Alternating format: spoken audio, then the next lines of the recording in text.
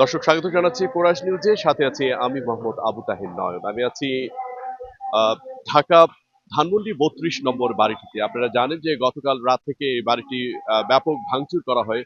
বৈষম্য বিরোধী ছাত্র জনতা একত্রিত হয়ে গতকাল রাত 9টায় স্বৈরশাসক ভারতে বসে আহ, সদ্য বিদায়কারী হেলিকপ্টার থেকে যাকে এই দেশ থেকে বিতাড়িত করা হয়েছে শেখ হাসিনা যখন ঘোষণা করলেন রাত 9টায় তিনি ফেসবুক তথা সামাজিক মাধ্যমে বক্তব্য রাখবেন।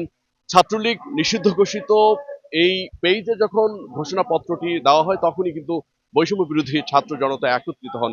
তারা সন্ধে ধানমন্ডি 32 নম্বরে বাড়িতে একত্রিত হন এবং 8টা 40 মিনিটে ঢাকার আশেপাশের বিভিন্ন স্কুল কলেজ ইউনিভার্সিটির শিক্ষার্থীরা সাধারণ মানুষও একত্রিত হয়ে এই বাড়িটি আক্রমণ করে। বুলডোজার দিয়ে 11টা 17 মিনিটে এই বাড়িতে যখন প্রবেশ করেন ছাত্র জনতা তখন তারা উল্লাস করেন এবং স্বৈরশাসক শেখ হাসিনার প্রতি যে ঘৃণার বহিঃপ্রকাশ ঘটান।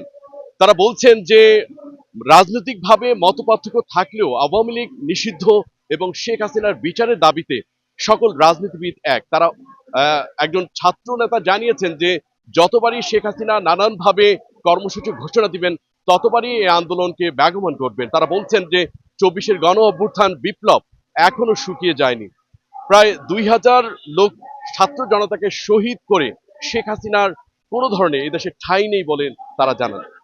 চলুন এখানকার সাধারণ মানুষ কি বলছেন কোরাস নিউজের সাথে আমরা তাদের সাথে এ ব্যাপারে কথা বলি। এটা আমাদের জনগণের প্রাপ্য ছিল, কারণ আমরা চাই না যে এরকম স্বৈরাচারীর আন্ডারে আমরা বা আমাদের সন্তানরা ভালোভাবে থাকুক। কেউ থাকতে পারবে না।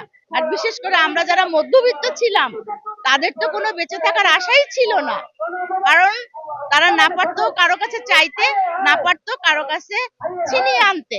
মধ্য যারা গরিব ছিল তারা হাত পেতে খাইতে পারতো, বড় লোকরা তো লুটপাট করেই খাইছে, কিন্তু আমরা মধ্যবিত্তরা তো কোথাও যেতে পারি নাই। ওবায়দুল কাদের আসলে কোথায় ছিল এটা আমরা নিজেরাও জানি না। সর্বশেষ কয়েকদিন আগে শুনেছি ওবায়দুল কাদের বাংলাদেশ থেকে 3 মাস পরে পালিয়ে ভারতে, অর্থাৎ তাদের 14 গোষ্ঠীরা যেখানে দিয়ে আশ্রয় নিয়েছে, যে দেশের একটা সরকারের 350 পরিচালক এবং সেই সহ 1012 লোক, তারা 14 গোষ্ঠী সহ এই দেশ থেকে একেবারে পালিয়ে গিয়ে পাশের দেশ, আমাদের শত্রু দেশ, যাদের কারণে আমরা একত্রে যুদ্ধ করতে বাধ্য হয়েছি। বাংলার মাটিতে শেখ হাসিনা মারা গেলে আর জানাজা হবে না। এই দেশে যেন জানাজাও করতে না পারে।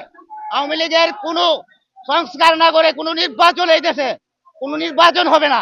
আওয়ামী লীগের পক্ষ থেকে কোনো সে মাফ চাইছে নাকি? কোনো কোনো কোনো নেতা কোনোদিন মাফ চাইছে যে আমরা ভুল করছি?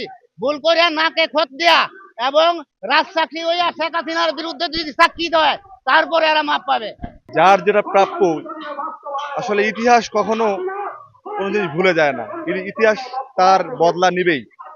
এখন আপনারা দেখবেন যে বিগত 16-17 বছর আওয়ামী লীগের যে নির্যাতন, আলেমদের প্রতি যে নির্যাতন হয়েছে, এবং সেটার ফলস্বরূপ এটা আল্লাহ প্রদত্ত একটা গজব আমি মনে করি। শেখ হাসিনা কর্মসূচি ঘোষণা করলেই কিন্তু আমরা সকল যারা বিরোধী মত আছে, বিএনপি, জামাত বা আওয়ামী লীগ ছাড়া যারা আছে তারাই কিন্তু একই ব্যানারের নিচে আসে। এখানে বৈষম্য বিরোধী ছাত্র আন্দোলন ইনক্লুড। তাই শেখ হাসিনা প্রতি মাসে কর্মসূচি দিক, আমরা সবাই আমাদের এই 2024 সালের 5 আগস্ট যে আমরা যে নতুনভাবে বাংলাদেশকে স্বৈরাচার মুক্ত করেছি, সেই স্টেক হোল্ডার যারা আছে তারা এক থাকে।